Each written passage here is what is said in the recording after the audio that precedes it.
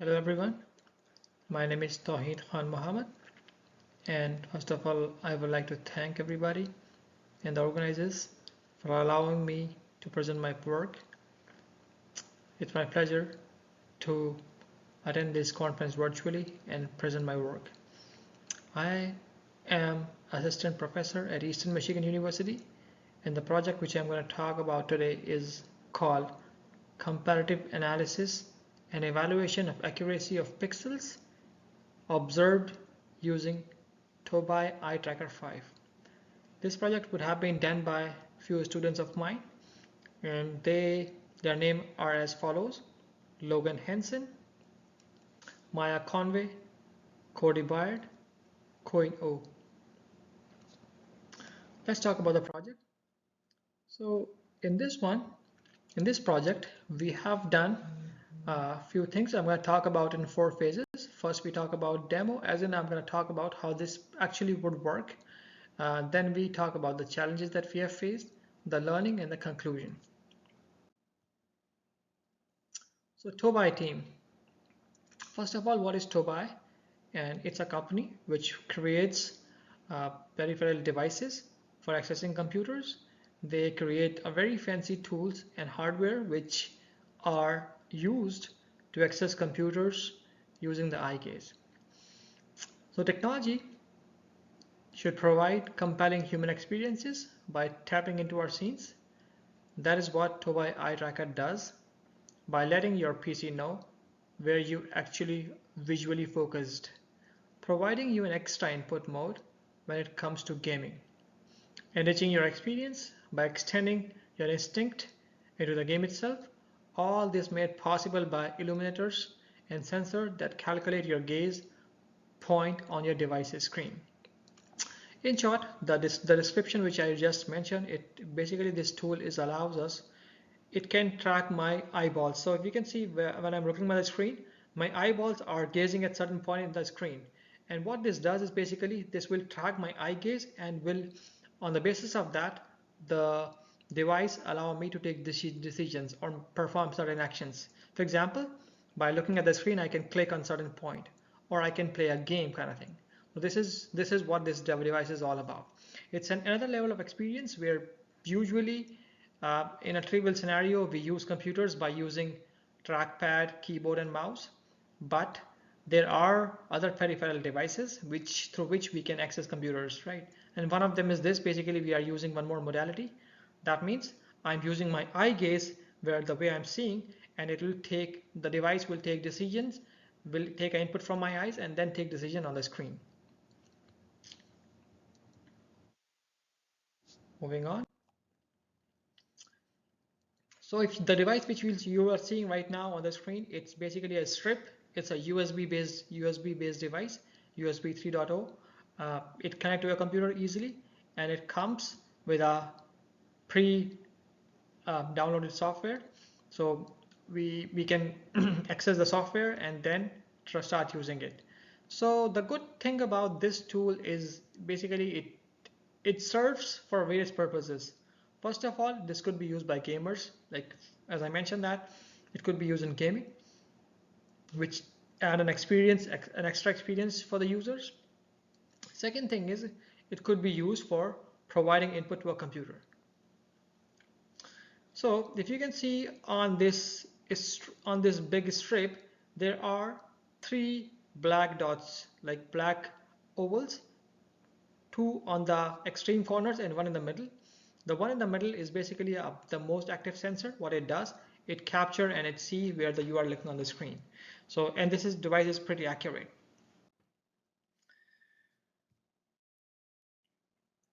So first, when we start this project, what we have done, first of all, we try to develop a game using the eye tracker. This is the step 1. Second, we research for the paper. And third, we tested the eye tracker accuracy and precision and how accurate this device is based on our game. And then from there we move on and talk about that, checking the accuracy on our game that we have developed, how accurate it is. Let's talk about the challenges.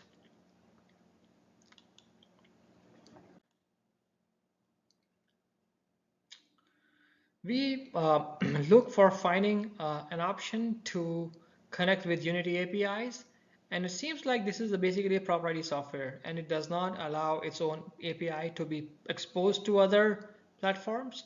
So first of all, what we did is for Unity, for the development of Unity games, Unity development. So to develop a game in Unity, what we have to do is message to Tobii, their development team, to get access to their developer software. After getting the software package to put in Unity, we use their test games, and none of them are compatible with the eye we have. So this basically we are talking about over here is the Tobii eye 5 we have used is a primitive version. It's the basic one which is used for gaming. It's cost around $200. The more advanced one, they provide a feature where we can talk about saying that yes, these could be used for performing the experiments.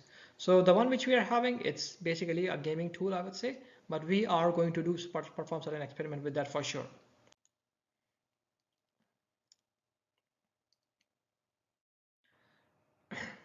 This is our schedule. We work on time.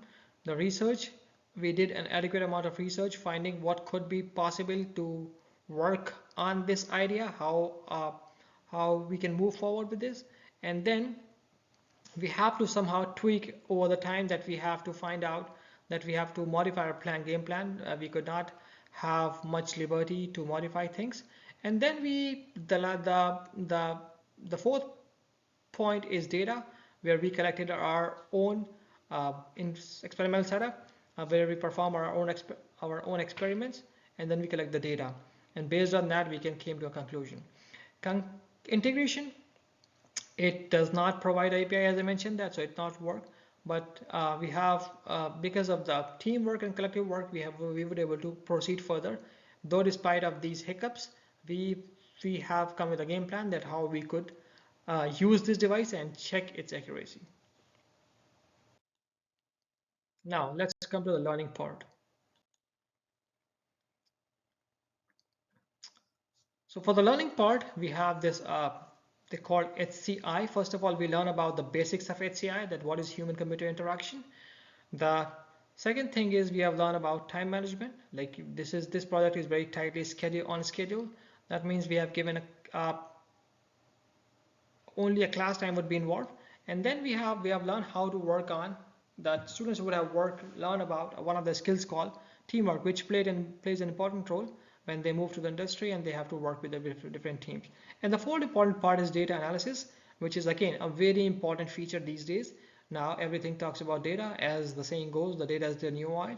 Once you have the data, you can perform anything, right? So similarly, every company is trying to capture the information. Similarly, those who have the data, then they can perform tweaks, then they can train a model, then they can modify it further, then they can use it in the way they want, right? So we try to collect the data, right? The next part talks about the accuracy and precision. So it talks about that how close the result is to the desired value. That's considered to be accuracy, and the precision is how close together our data points are. So that means talking about the standard deviation, for example, every time when we are seeing on the screen, how far in a pixel value is being deviating from a particular point.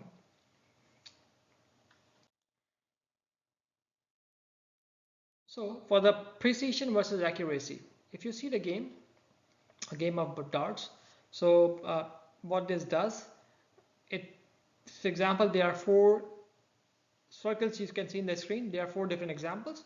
The first one is talk about the high accuracy and low precision. Then the second one talks about the low accuracy but high precision. They are all together.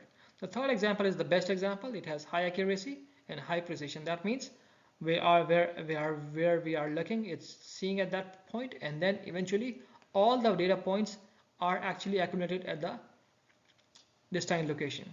Then the fourth example is having a low accuracy and low precision. That means data is sporadic and it's not accurate. It's not looking at the point where I'm looking right now on the screen.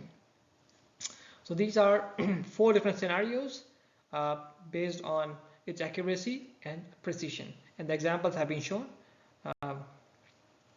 This is from the website called oncolosmedicalphysical.com.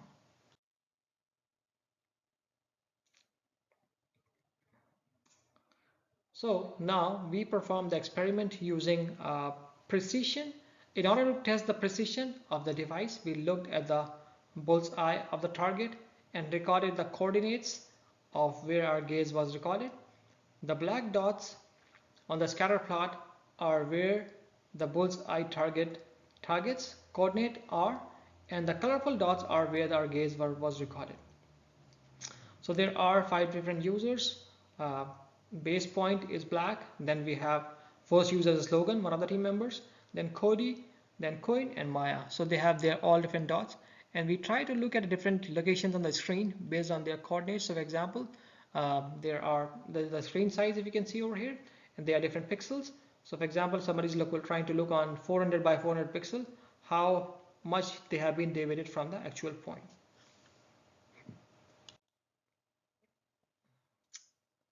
Accuracy. In order to measure the accuracy of the eye tracking device, we looked at dots on the screen and recorded the coordinates of where the eye tracker sensed our eyes. We then used the recorded coordinates of the dot and the actual coordinates of the dot to calculate the distance between where we were looking and where our gaze was recorded. Our results are all in terms of pixel values. So mean distance from each point in pixel. So we find out that the way they have been deviated from the actual values, for example 66, 75, 47, 51, 78. So these are the number of pixels which have been calculated as a distance where we are trying to look, and then where has been observed. Mean distance, maximum distance 148, and then minimum distance is 31. All in the unit of these values are in pixel. So if we consider our screen, for example, let's say depending upon the resolution of the monitor, it varies. So for example, somebody say 1280 by 1080, something like that. So on that screen size, we are looking at a certain point, for example 400 cross 400, and if we are deviated from by 66 pixels, we will calculate that. Conclusion. So we found that in this study that it require improvement, that we can this device is could be used for as a gaming device that we have used for, but it's not a good idea that it could be used for as a substitute for the mouse. This is a very good tool, a very basic and fancy tool for gaming purposes, but not as accurate that could be used for as a purpose of mouse. And that's all from my side. I'm more than happy to if somebody have any questions right now, they can send me an email. If I present in person, then I'm more than happy to take the questions if any of either of the session chair or any of the viewers would have. I'm more than happy to answer those. My email is tkahanmoh@image.edu. Thank you everyone. Have a great day. Bye bye.